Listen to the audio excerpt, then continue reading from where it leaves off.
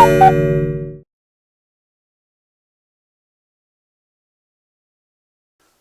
海道ツーリング、ここが良かった。北九州からですね、過去5回、1回あたり5日間ですね、合計25日間で北海道中を何度も走ったんですけど、その中でですね、ここが北海道らしいと感じる場所をですね、5つ今回挙げてみたいと思います。これから北海道をツーリングしたいと考えている方の参考になればと思います。第5位は、美幌峠です。美幌峠なんですけど、天気のいい早朝に訪れると、本当に素晴らしい雲海が見えることがあります。実際私がですね、2020年の7月早朝に訪れた時に、その素晴らしい雲海を見ることができました。で、美幌峠は、道東、美幌町と手鹿賀町の境にあって、屈斜路湖を一望できる標高525メートルの峠です。で、この美幌峠に向かうまでですね、北見から美幌町に入って、美幌町から国道243号で美幌峠に向かう道のりは道東屈指の回送路だと思います。他にも美幌峠周辺は、屈斜路湖、摩周湖、阿寒湖の、3湖ですね、いわゆる3湖や、川湯温泉、硫黄山、海洋台、上の子池、釧路湿原、温根島など、自然豊かな名所がとても多くて、道東観光の中心になるとも思います。道東はね、牧場が非常に多くて、バイクを走らせても北海道の、明るい自然をですね、感じることができる場所なんじゃないかなと思います。ですので、3、4日かけて道東をゆっくり走るというツーリングもおすすめです。第4位は旭岳です。日本で一番早い紅葉が気軽に見えると言われているのが旭岳ですね。大雪山です。で、例年で8月下旬から色づき始めるらしくて、9月中旬に紅葉が見えるというですね、日本でダントツに早い秋を感じることができると言われているのがこの旭岳ですね。で、私もですね、実際に9月ですね、2022年の9月に、旭岳に行って、その紅葉をですね、9月中旬に紅葉を見ることができて、とても感動しました。で、旭岳ロープウェイで、5合目の姿見駅まで登ることができるんですけど、その間に見える、ね、景色もですね、本当に絶景です。ロープウェイで、姿見駅まで到着したら、20分ほどですね、歩けば姿見の池っていうのがあるんで、そこまで歩いてみるといいと思います。途中に見えるですね、景色一つ一つに感動を覚えることになると思います。で、旭岳がある、ふもとにある旭川市ですね、は、旭川市自体は、旭山動物園だったり、旭橋などですね、素晴らしい観光名所も、ありますし、で、旭川はですね、ちょうど北海道の中心ですので、ここを拠点にして、富良野、美瑛、で、上川町などですね、ここら辺に足を運ぶのもいいと思います。第3位は、野サプ岬。野サプ岬ですね。言わずと知れた日本最東端の地ですね。で、日本で一番早く日の出を見ることができる場所になっています。ここはですね、北方領土を強く意識する場所で、北海道の中でもここだけですね、悲哀感が漂う、とても雰囲気の寂しい場所になります。根室市街地から、野サプ岬に向かう道道35号ですかね。南側の方なんですけど、ここで、野サプ岬に向かうですね、途中のこの辺境感漂う雰囲気っていうのは本当になんか独特で、日本中ですね、いろんなとこを走りましたけど、この雰囲気はですね、非常に独特といった感じで、こんなところはなかなかないんじゃないかなと思います。で、根室はですね、いろいろ食べ物もあって、有名なのはエスカロップっていうご当地料理ですね。これ非常に美味しくておすすめですし、花咲ガニとかですね、サンマといった海の幸も豊富にあるので、根室ですね、野サプ岬と根室っていうのは、訪れるのはいいんじゃないかと思います。で、釧路からですね、根室に向かうときって、厚岸浜中を経由して、根室に向かう北太平洋シーサイドラインっていう、道路があるんですけど、これがですね、素晴らしい回送路で、道中にですね、昆布が天日干しされてる姿っていうのも、ポツポツ見ることができて、北海道らしさをですね、感じることができる一つなんじゃないかなと思います。ただ、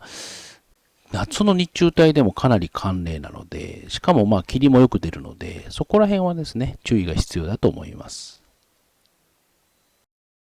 第2位は、ファーム富田です。ファーム富田さんというかですね、富良野全体にはなるとは思うんですけど、7月、8月だと、ラベンダーがですね、富良野周辺に、咲き誇るのが本当いいと思います。至るところでですね、ラベンダーが咲き乱れているので、これがですね、北海道らしいというのをすごく感じます。で、そして富良野といったらメロンですね。富良野メロンがあると思うんですけど、初めてですね、富良野でメロンを食べた時は、その甘さに非常に感動しました。メロンがですね、至るところでショーケースに陳列されている様っていうのもいいと思います。ここら辺がね、どうしても九州で見ることは基本ないので、ここら辺がかなり衝撃を受けました。で、富良野なんですけど、BA とですね、セットで行くといいと思います。周辺はですね、青池ですね、とか、ジェットコースターの道とか、セブンスターの木とか、マイルドセブンの丘など、ツーリングでのですね、見どころもたくさんあると思います。ただ、富良野はですね、内陸なんですよね。なので、天気のいい7月とか8月の日中帯って、もう猛烈に気温が上がるので、熱中症には本当注意が必要だと思います。僕もですね、7月に富良野を走ってて、もうあまりの暑さにですね、倒れそうになって、で、要所要所で休憩しながら水をかぶって走ってました。九州とか本州もですね、夏は当然暑いんですけど、富良野のこの暑さっていうのは本当尋常じゃないぐらいすごくて、今まで感じたことがですね、ないぐらい本当暑かった。なので、本当ですね、真夏についてはこの内陸側はですね、注意が必要だと思います。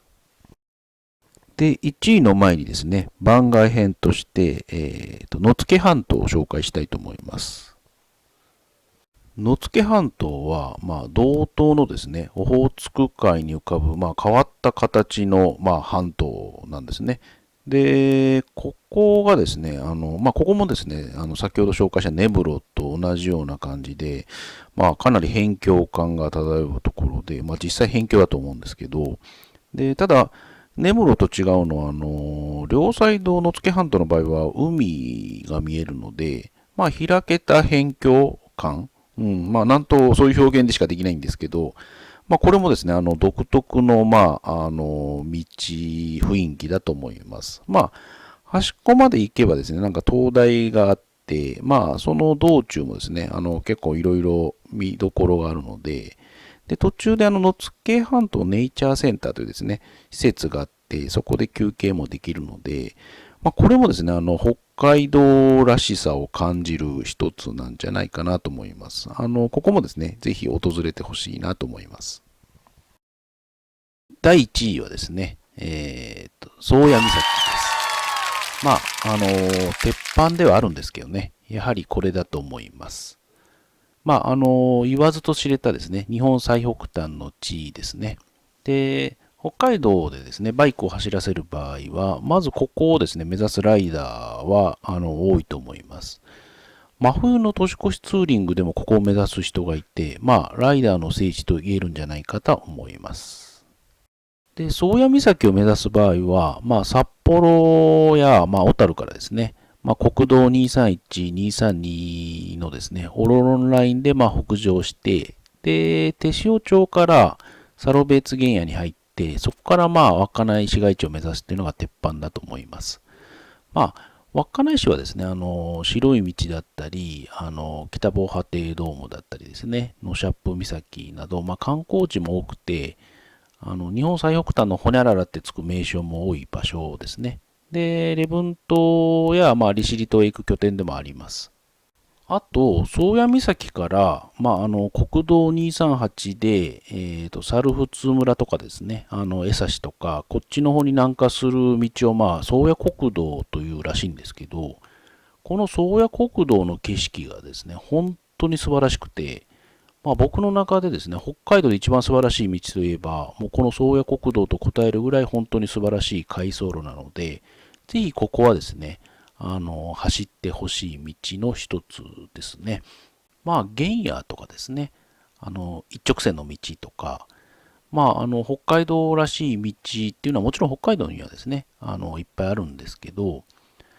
この宗谷国道は、九州とか本州とかと同じように、結構景色の変化がある道なんだけど、その中でもやっぱ北海道らしさを感じる道っていうのも混ざってるので、ここがですね、やっぱ北海道の中でも、本州と九州の良さも混じった北海道の素晴らしい道という感じがするので、ぜひともですね、ここは走ってほしいなと思います。ということで、以上ですね。北海道ツーリングでここが良かったという、場所をですね、5つ挙げさせてもらいました。で、北海道ですね。九州とか本州と違って、新緑がですね、6月なので、訪れるのであれば、6月以降がやっぱりおすすめだと思います。北海道はですね、あとキャンプ王国なんで、できればですね、キャンプ用品を持参して、宿のことを、ね、あんまり気にせずに、走れるだけ走るっていうスタイルも、楽しいんじゃないかなと思います。私はそのスタイルでしたけどね。ということで、これで終わりたいと思います。ご視聴ありがとうございました。